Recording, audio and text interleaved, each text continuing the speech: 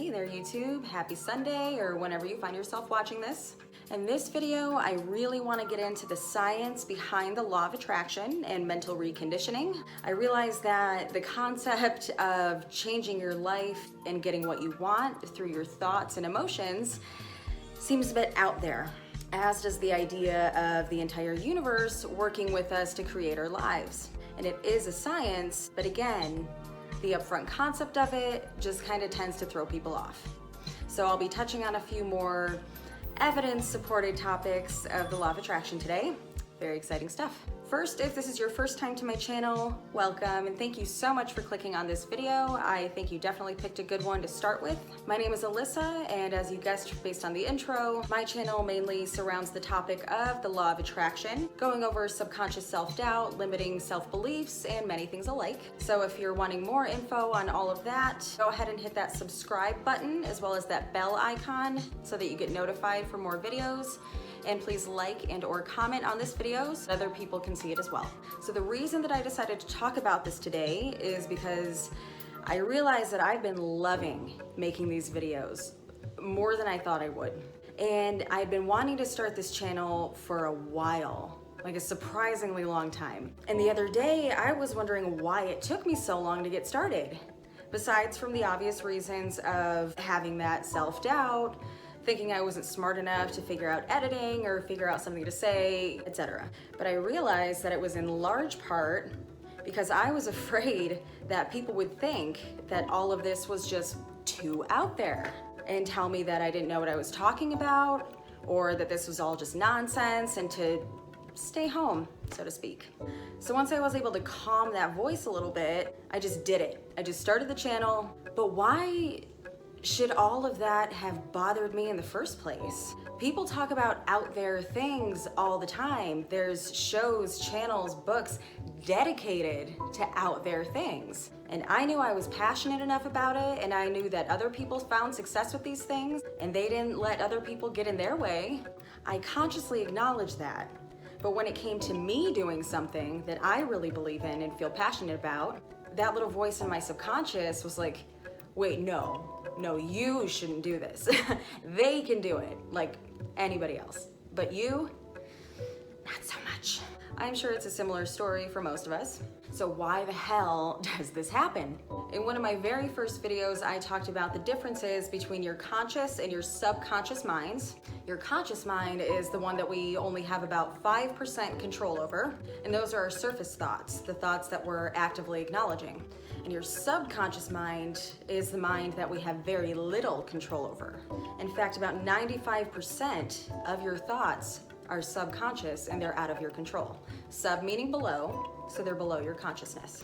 You may have also heard me mention how we've been programmed to believe certain negative things about ourselves based on what we were told by family, friends, the media, society in general while we were growing up. And without us knowing, a lot of those negative things have latched onto us, steering the ship that is our lives, dictating what careers we accept, the amount of money we make, the people we date, what have you. But I really want to get into when conditioning starts, because timing and circumstances under which it starts is very crucial to understand. So between the ages of 0 to 6, our minds are in a hypnotic state. Our brain waves at that stage of life are actually similar to the brain waves of someone that's undergoing hypnosis. And the point of hypnosis, as a lot of us know, is to make our minds more vulnerable or susceptible to receiving information. So our vulnerable little minds are just soaking in and absorbing everything around us like a freaking sponge, which is a really weak example, but it's the best one I got. So when and how does programming start exactly? Well, it starts while we're cooking in the womb. The tiny people that we are when we're born are not just a result of genetics. Yes, your parents provide their genes to give you certain characteristics, such as being human, but how you're being subconsciously programmed while in utero is also a result of what's going on in your parents' lives at the time, more so with your mom. So as we know, mom provides nutrients to the baby while she's pregnant, right? Not only is this for the basic nutritional and survival aspects, but In mom's blood is information such as emotions and responses to whatever she's experiencing in life, and her programming towards it is also being transferred. So nature then programs all of that into the baby's subconscious so that it can adapt to its outside environment when it's born based on the information received about the parent's surroundings.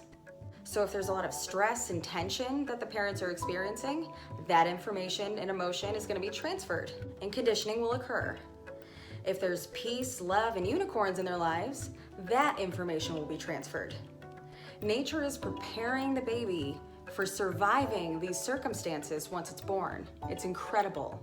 That's why it's so important to be aware of this.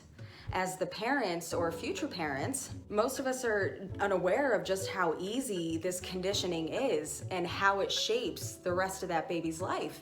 Because then he's born and he grows up, or she grows up, and becomes exposed to everything else, society, sprinkling on more of that negative programming. And then they're expected to be valued, responsible members of society. And all of this information and much more was provided by Dr. Bruce Lipton. He covers this but goes way more in depth on his website, brucelipton.com, which I'll link in the description box below. Anyway, it's a total mind blow and it's completely fascinating. I know I'm rambling about it, but it's just fascinating to me. So now here we are, probably trying to make some changes or attract whole new lives for ourselves after being programmed from before birth. And you might be thinking that you're just stuck or destined for unhappiness, but we as humans have incredible brains that we can actually change.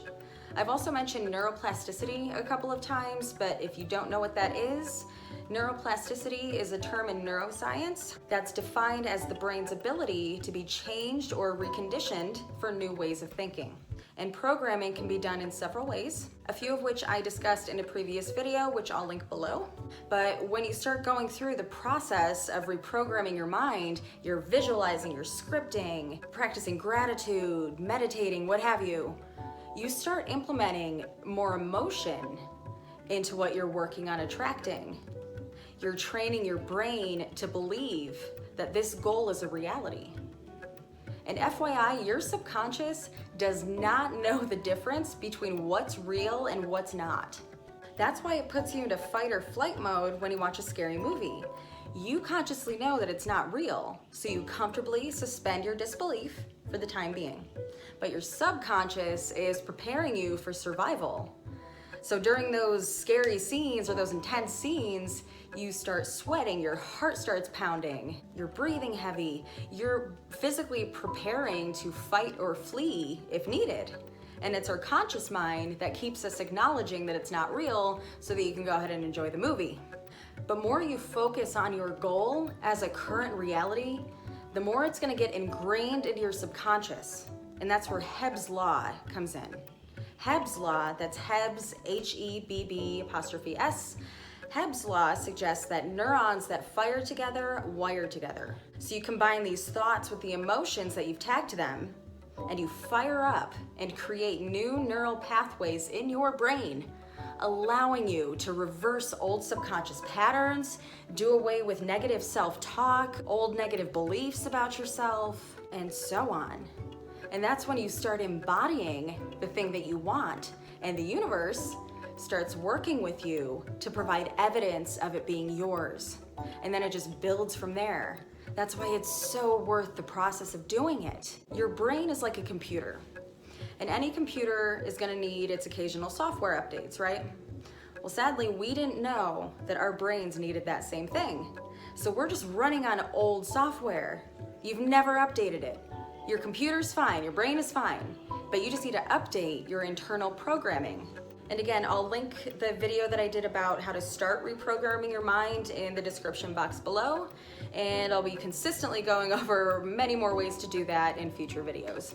So I know that this is a lot for one video, but again, I just really wanted to go over some of the really important things to know about how programming starts. They say knowledge is power, but I say awareness is power. The more you're aware of what the hell has been placed into your brain and how you're wired and how it's impacted your life, the easier it'll be for you to reverse those old negative patterns. So that's it for today. Thank you so much for sticking it out till the end of this information-packed video.